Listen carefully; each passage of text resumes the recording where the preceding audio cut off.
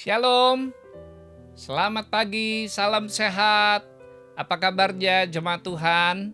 Jumpa kembali di dalam Word from Heaven.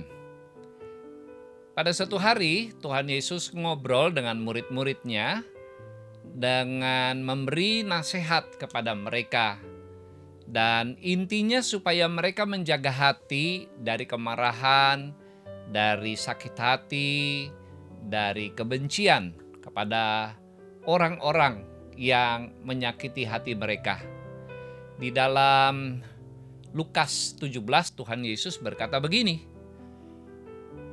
"Jagalah dirimu, jikalau saudaramu berbuat dosa, tegurlah dia, dan jikalau ia menyesal, ampunilah dia."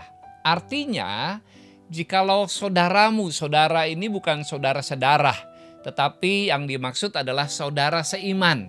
Apabila ada saudaramu seiman, apakah dia teman sepelayanan, apakah dia memang keluargamu di rumah, atau dia adalah teman di kantor, atau rekanan dalam bisnis. Kalau dia berbuat kesalahan, tegurlah kesalahannya.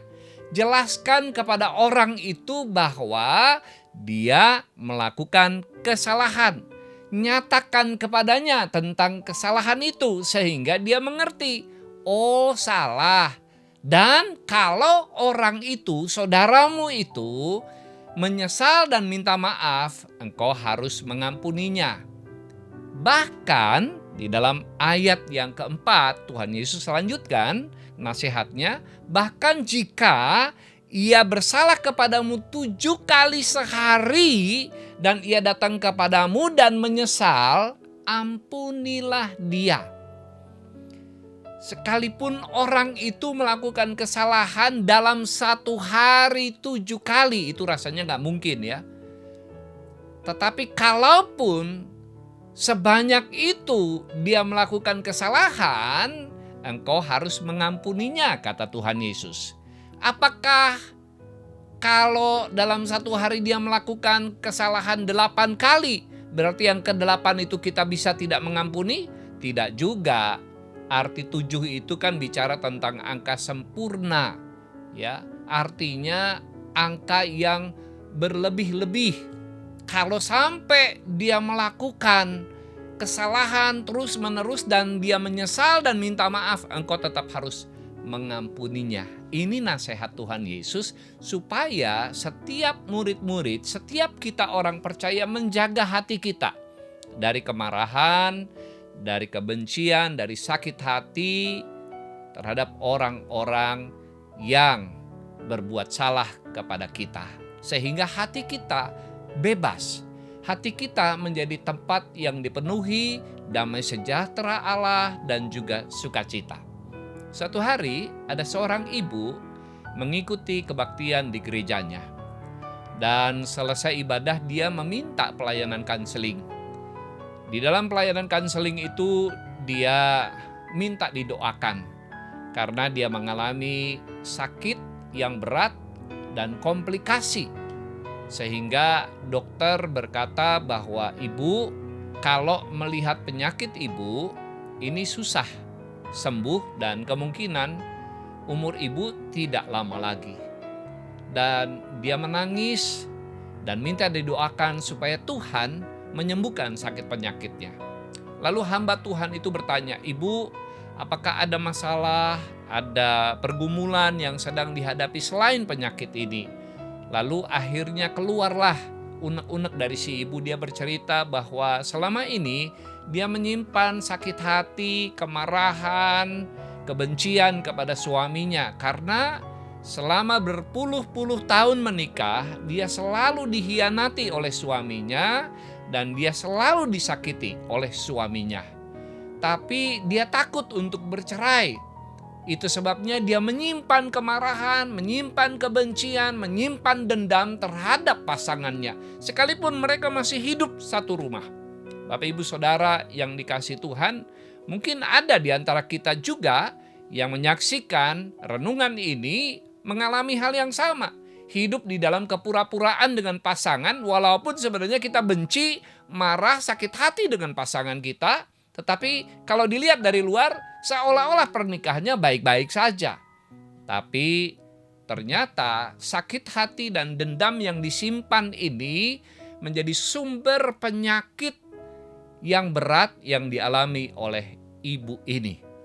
Akhirnya sang pelayan menyampaikan firman Tuhan dan kemudian menasehati agar ibu ini melepaskan pengampunan kepada sang suami.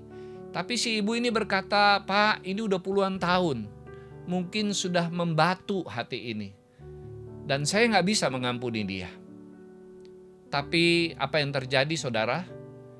Beberapa waktu kemudian ketika si ibu sedang mengikuti ibadah, dia dilawat oleh Roh Kudus.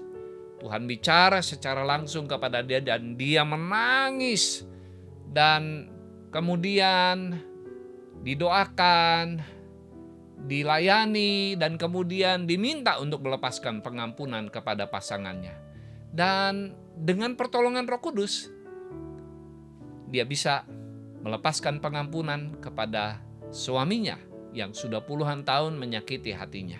Saudara, apa yang terjadi? Dia pulang ke rumah dan hidupnya menunjukkan sebuah perubahan yang luar biasa.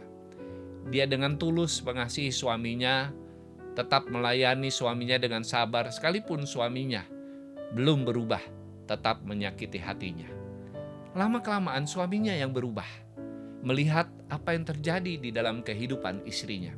Istrinya jadi rajin melayani, dan ketika dia berkali-kali berobat, ternyata dokter melihat ada sebuah perubahan yang besar. Ibu ini penyakitnya mulai sembuh, saudara.